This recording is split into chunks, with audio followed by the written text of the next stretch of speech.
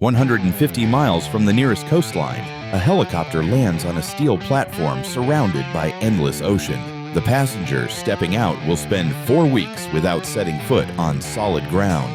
No trips to the store, no visits from friends, no escape from 200 people sharing the same space, breathing recycled air, following the same rigid schedule.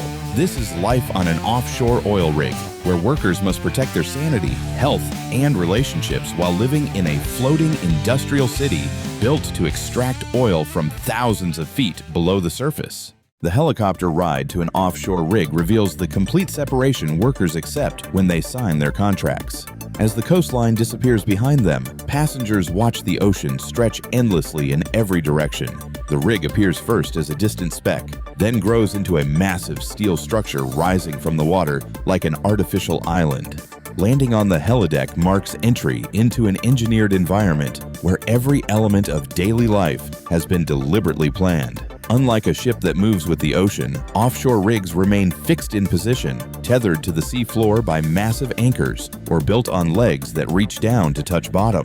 The first stop after landing is the accommodation platform, physically separated from the drilling and production areas. This separation serves dual purposes. It keeps residential spaces away from the most dangerous industrial equipment, and it creates a psychological buffer between home and work. Workers live in one section and commute to their jobs in another, maintaining some semblance of the normal rhythm of leaving home for work. But the commute is measured in steps, not miles. The accommodation platform houses sleeping quarters, dining areas, recreation spaces, and all the support systems needed to sustain human life. Everything beyond this platform represents potential death, from the drilling machinery that could crush or dismember to the ocean that surrounds the rig. New arrivals receive safety orientations and cabin assignments within hours of landing. They're issued room keys, shown to their quarters, and introduced to the rules that govern shared living spaces. The orientation covers mealtimes, communication schedules, and the protocols for using shared resources like laundry facilities and internet access. Offshore accommodation platforms function as comprehensive life support systems, engineered to sustain human communities in one of the most hostile environments on Earth. The platform houses everything a small town needs: power generation, water treatment, waste management, food storage, medical facilities, and emergency equipment. The galley operates around the clock, serving fresh meals to crews working rotating shifts. Food arrives by helicopter or supply boat, carefully planned to provide proper nutrition during long deployments. The mess hall serves as a social center where different shifts overlap briefly during meal changes, creating one of the few opportunities for cross-shift interaction. Sleeping quarters reflect the challenge of housing hundreds of workers in limited space. Most cabins accommodate 2 people in bunk bed arrangements, with private storage compartments, small desks, and shared bathroom facilities. The rooms resemble industrial dormitories, designed for function rather than comfort, but they provide private space in an environment where privacy is otherwise impossible. Recreation facilities attempt to recreate elements of shore-based life within the platform's constraints. Gyms provide exercise equipment for maintaining physical health during sedentary work periods. Television rooms and game areas entertain off hours. Some platforms include saunas or other amenities that would be familiar in any residential complex. The platform's utility systems operate with redundant backups, recognizing that equipment failure in this environment could prove fatal. Power generators have multiple backup systems. Water treatment facilities include emergency reserves. HVAC systems maintain breathable air throughout the platform, filtering out industrial gases and maintaining comfortable temperatures. Medical facilities range from basic sick bays to more comprehensive medical centers, depending on the platform size and crew complement. A trained medic lives on board full-time, equipped to handle everything from minor injuries to serious medical emergencies. For severe cases requiring hospital care, helicopter evacuation provides the only option if the weather permits. Communication systems connect the platform to shore-based operations and allow crew members to maintain contact with families. Internet access requires careful management since bandwidth is limited and must be shared among all crew members. Phone calls often require scheduling to ensure everyone gets equal access to outside communication. Despite the high pay and benefits, offshore work runs on rotation schedules that impose unavoidable psychological strain. Most crews spend 2 to 4 weeks offshore, then an equivalent period ashore, though patterns vary by company. In the North Sea, the standard is 2 weeks offshore followed by 3 weeks at home, while some platforms use 2 on, 2 off, or month-long cycles. Industry regulations generally cap continuous deployment at 4 weeks, since studies show that longer periods offshore create unacceptable mental health risks, as highlighted in a 2021 BMC public health study. Each day follows a rigid 12-hour shift, running either from 6 in the morning to 6 at night, or the reverse. The day begins with safety briefings and ends with detailed handovers. The combination of long hours and repetitive rotations produces cumulative fatigue. Research published in PubMed in 2013 found that offshore workers consistently experience declining sleep quality and increasing insomnia as deployments progress, while a Japanese study from the same year confirmed similar patterns. Yet here you are sleeping late again.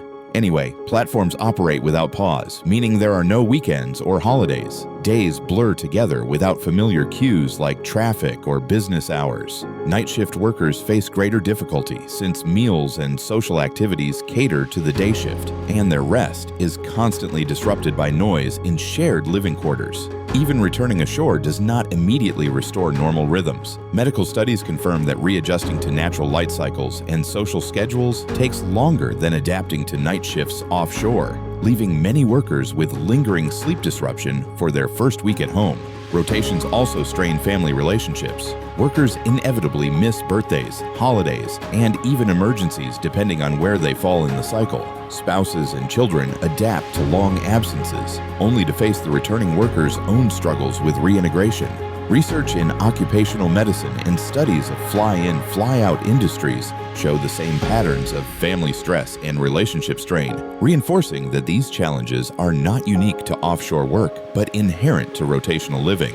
Daily life on an offshore platform requires intensive cooperation for basic functions that people onshore take for granted. With hundreds of workers sharing limited space and resources, every personal need becomes a group coordination challenge. Cabin assignments typically pair workers on opposite shifts to maximize space efficiency. Day shift workers sleep while night shift workers are awake, theoretically allowing 2 people to share the same small space without major conflicts. However, shift overlaps and schedule changes create inevitable conflicts over noise, light, and room access. The unwritten rules governing cabin sharing have evolved through years of trial and error. Workers learn never to return to their cabin during their roommates' designated sleep hours, even to retrieve forgotten items. They coordinate shower times, keep personal belongings organized in designated spaces, and maintain scrupulous cleanliness in shared bathroom areas. Laundry facilities serve entire shifts, creating bottlenecks when everyone needs clean clothes at the same time. Workers develop informal scheduling systems and courtesy protocols to ensure fair access. Similar coordination is required for gym equipment, television rooms, and other recreational facilities. Internet access presents ongoing challenges since bandwidth limitations prevent simultaneous use by large numbers of workers. Most platforms establish time limits and usage schedules, but enforcement relies on peer pressure and courtesy rather than technical restrictions. Workers who monopolize internet time for personal use create resentment that can escalate into serious conflicts. Noise control becomes critical in an environment where mechanical systems operate continuously and shift workers need to sleep during active periods. Workers develop sensitivity to sounds that wouldn't matter in single-family homes. Footsteps in corridors during quiet hours, conversations near sleeping areas, television volume levels, and door slamming. Meal service creates one of the few opportunities for cross-shift social interaction, but also generates conflicts over food preferences, serving times, and dining area courtesy. Workers who hoard food, leave messes, or violate informal seating arrangements disrupt the delicate social balance required for communal dining. Personal space violations that would be minor annoyances onshore can escalate into serious conflicts when there's no way to avoid the offending person for weeks at a time. A worker who forgets to clean up after himself or shows disregard for others' sleep needs can create tension that affects entire work teams. Sleep becomes the most critical and elusive resource on offshore platforms, where fatigue management directly affects both safety and psychological health. Despite sophisticated engineering solutions, the combination of industrial noise, artificial lighting, and rotation schedules creates sleep problems that affect virtually all workers. Accommodation platforms employ multiple strategies to create sleep-friendly environments. Cabins feature blackout curtains to block artificial lighting from platform operations. Soundproofing materials reduce noise transmission from machinery and corridor traffic. Temperature control systems maintain comfortable sleeping conditions independent of weather or industrial heat sources. Designated nap zones throughout the platform provide spaces for power naps during long shifts. These areas feature comfortable seating, dimmed lighting, and enhanced soundproofing. Workers learn to take advantage of brief rest opportunities during equipment maintenance periods or shift changes. The platform's lighting systems attempt to support natural circadian rhythms by varying intensity and color temperature throughout 24-hour cycles. Day shift areas maintain bright, white lighting during working hours, while sleeping areas use warmer, dimmer lighting during rest periods. However, the lack of natural sunlight makes it impossible to fully replicate normal light exposure patterns. Comfortable bedding and ergonomic mattresses receive priority in platform design, recognizing that poor sleep surfaces compound other fatigue factors. Pillows, blankets, and bed linens are maintained to hotel standards despite the industrial environment. Despite these engineering solutions, sleep degradation occurs consistently across all shift patterns and rotation schedules. Workers report increased difficulty falling asleep, more frequent awakening during rest periods, and reduced sleep quality as their deployment progresses. The problem appears to be inherent in the offshore environment rather than solvable through better equipment. Fatigue compounds throughout the rotation period, creating cumulative effects that become dangerous by the end of long deployments. Workers report decreased alertness, slower reaction times, and impaired decision-making during the final weeks of their rotations. These effects contribute directly to accident risks in an environment where momentary inattention can prove fatal. The platform's medical staff monitors fatigue-related health issues and can recommend work restrictions for severely sleep-deprived workers. However, the crew complement is usually too small to accommodate many people on restricted duty, creating pressure to continue working despite dangerous fatigue levels. Caffeine consumption increases dramatically during offshore deployments as workers attempt to combat fatigue. The galley maintains coffee service around the clock, and energy drinks have become popular despite their potential to worsen sleep problems during rest periods. The mental health statistics surrounding offshore work reveal the dark side of isolation engineering. Workers on offshore rigs face mental health risks that far exceed those of most land-based jobs. Suicide rates in the oil and gas extraction sector are nearly double the average for working-age men, and surveys in the North Sea reveal that about 40% of offshore workers admit to experiencing suicidal thoughts some or all of the time. The confined, repetitive environment, combined with weeks away from family, creates a strain that is both invisible and deadly. The danger isn't abstract. In 2022, a worker named Robbie Robson was fatally attacked in his cabin by a crewmate who had suffered a psychotic breakdown. Investigations tied the tragedy to severe sleep deprivation, relentless alarm fatigue, and the claustrophobic living quarters, proof that psychological stress can spill into lethal violence. Beyond such extremes, depression, anxiety, and substance use quietly stalk offshore life. Studies suggest that nearly 1 in 5 oil field workers struggles with some form of psychological disorder or addiction. Extended shifts, 12 hours or more, blur the line between exhaustion and collapse. Days without natural light disrupt circadian rhythms. Nights filled with machinery hum and emergency drills leave little chance for true rest. Family life, too, suffers under the rotation. Long weeks at sea followed by brief bursts of home leave often leave partners and children feeling like strangers. While anecdotal evidence points to strained marriages and fractured relationships, reliable statistics remain scarce. What is certain is that the emotional cost of absence weighs heavily, often unspoken. The industry has not ignored these challenges. New initiatives like mental health charters, on-platform counseling, and awareness campaigns have begun to surface. Yet stigma remains a wall few dare to breach. In the UK sector, fewer than 5% of offshore workers make use of employee assistance programs, with many unaware of how to access support at all. Despite the psychological risks, offshore crews develop informal support systems that enable most workers to complete their rotations successfully. These cultural adaptations represent the real infrastructure that sustains human life in isolation, relationships and rituals that exist outside the engineered systems. Shared meals become social anchors that provide structure and human connection throughout the rotation period. Workers gravitate toward the same dining tables and develop informal seating arrangements that create consistency in an otherwise regimented environment. Conversations during meals offer opportunities to discuss non-work topics and maintain connections to life beyond the platform. Recreation time serves functions beyond simple entertainment. Gym sessions become social gatherings where workers from different shifts interact informally. Movie nights in television rooms create shared experiences and common conversation topics. Board games and card games provide structured social interaction that helps pass the time during off-duty hours. Humor develops as a crucial coping mechanism, with workers creating inside jokes, nicknames, and informal traditions that build group identity. The humor often centers around the absurdities of offshore life, the repetitive routines, the isolation, the industrial environment surrounding their living spaces. Communication with families becomes carefully orchestrated to maintain connections while managing the limitations of shared internet access and time zone differences. Workers develop schedules for video calls, coordinate with family members about optimal calling times, and share updates through social media platforms when direct communication isn't possible. Crew members form close bonds that often extend beyond their work relationships. The intensity of shared isolation creates friendships that workers describe as lifelong connections.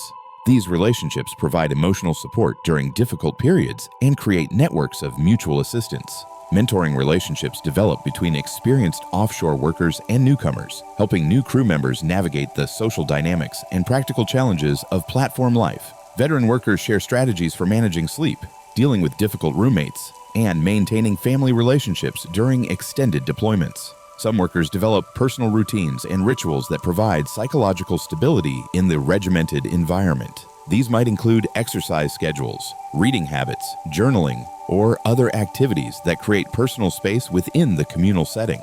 The platform's informal social hierarchy creates structure and predictability in relationships among workers. Respecting patterns based on experience, job responsibilities, and personal qualities helps reduce conflicts and provide clear expectations for social interaction. The helicopter ride back to shore ends the physical journey, but the psychological return is far harder. Workers carry isolation into their home lives, stretching platform challenges beyond deployment. Readjusting to daily life takes effort. Many feel overwhelmed by simple choices like what to eat, where to go, and how to spend free time. The freedom they anticipated often feels unsettling. Sleep problems linger through the first week at home as bodies struggle to match natural light cycles. Family life faces its own friction. Spouses and children adapt to long absences, only to be unsettled again by the workers' return. Some describe feeling like strangers in their own homes. Workers often feel more connected to colleagues than to friends or family, deepening the sense of alienation. For some, platform life feels simpler, with defined roles and fixed routines,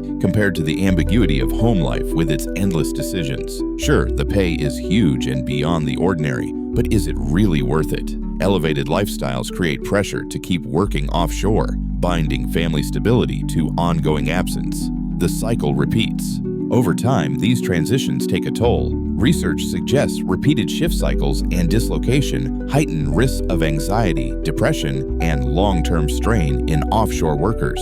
Offshore oil rig crews face one of the toughest survival tests on Earth, not just against storms and machinery, but against isolation itself.